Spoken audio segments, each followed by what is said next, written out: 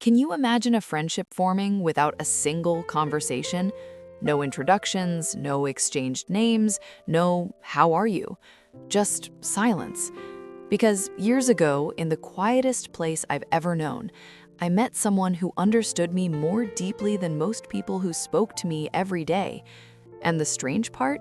We never really talked.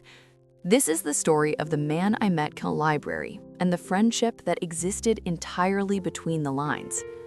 I was 19 when I found refuge in that library. It wasn't just a building, it was a cathedral of quiet. Towering wooden shelves stretched toward stained glass windows. Dust floated like slow-moving constellations in beams of afternoon light. The air carried the scent of aging paper and polished oak. People didn't speak there. They breathed carefully. I went there to escape. Deadlines, expectations, the constant noise of being young and uncertain. And that's when I noticed him. He sat by the tall window every afternoon. Same seat, same posture. An older man, maybe late 60s. Thin silver hair, tweed jacket, a leather-bound sketchbook always open in front of him. He wasn't reading, he was sketching. I didn't know his name, but I noticed the way he observed the room, especially me. Not in a strange way, just aware. The first time our eyes met, it lasted less than a second, but something shifted. Not dramatic, not cinematic, just recognized. Days turned into weeks, and without planning it, we became part of each other's routine. I would arrive at 3:10 p.m. He was always already there. If I was early, which happened once, he glanced at the clock. Not impatient, just checking, as if confirming the world was still in order. Sometimes when I reached my usual table, I'd find a chair slightly pulled out, my chair. One afternoon, I forgot my bookmark. The next day, it was resting on top of my closed book, a different one, pressed from thick paper, hand cut. No note, no explanation, just placed there. I looked up. He didn't smile, but he gave the smallest nod, and I understood. We never spoke, but we were communicating.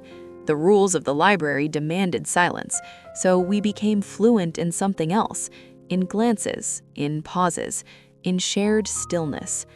I didn't realize how much I needed that silence until I began depending on it. Home was loud, university was competitive, friends were busy building futures, but in that library, time softened, and so did I. One afternoon, a loud crash echoed from somewhere near the archives. Every head snapped up, including his. Our eyes met instantly, and for the first time, we smiled.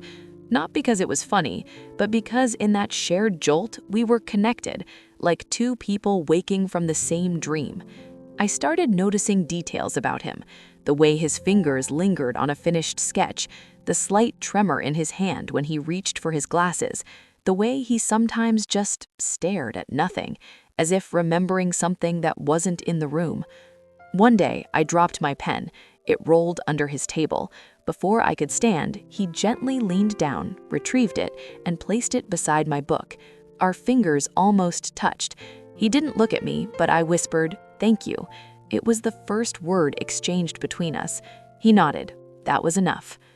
Winter came quietly. The windows fogged with condensation. The library grew dimmer each evening. One afternoon, I arrived late, 3:47 p.m. His chair was empty.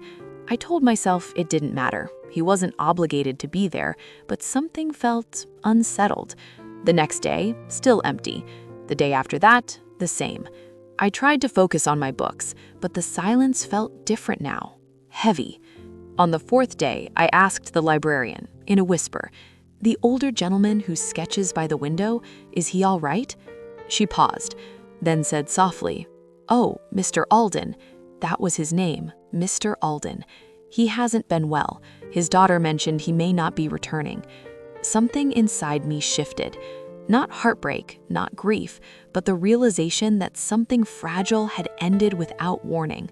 I walked to his table. For the first time, I sat in his chair, and there, tucked inside the drawer, was a folded sheet of paper. My heart pounded.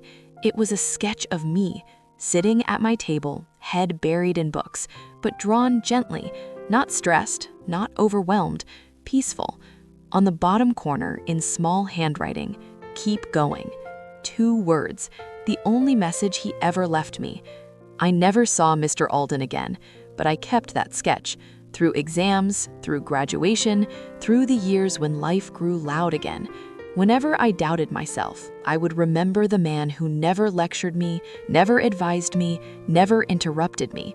He simply witnessed me, and somehow that was enough. Years later, I returned to that same library, different coat, different life, same window. I sat at his old table, and for the first time, I opened a sketchbook.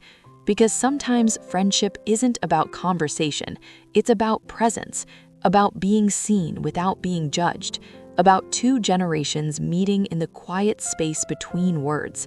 I think about him often, about how he adjusted my chair, left me a bookmark, retrieved my pen, about how he taught me that connection doesn't require noise, and understanding doesn't require explanation. Some friendships don't echo loudly, they whisper, and if you're lucky, you carry that whisper for the rest of your life.